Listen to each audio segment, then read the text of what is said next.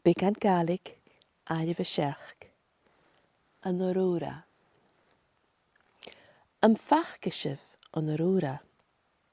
O chionn seachdain va Aurora mhòr bhríagha ans na speuran an Breatainn agus an pàirtean eile t-saoghal. Chunnaic go mise an Aurora, chionns go raibh nam chadal ó choch. Ach, Chunnaic mí an Aurora ans na dealbhan a chuir daoine eile Leabhar na Aodann.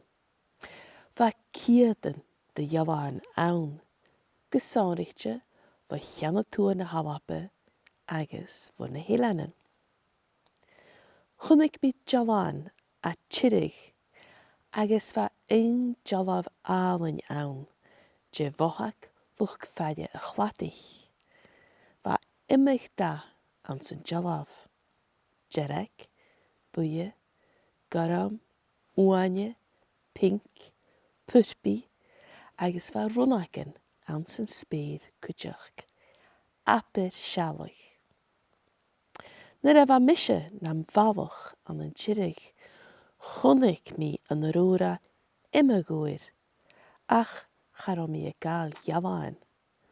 Chará camera acam itir, an dú ha camera ag go thuailteanne ar a fón.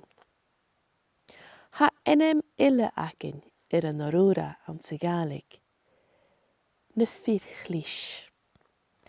Ha an fachcail Chlis ag céalach lua, agus bí na Fir Chlis a glúasad go lua an san spéir, bíad a daoine, agus bíad a gaharchaigh an dahan go Chlis.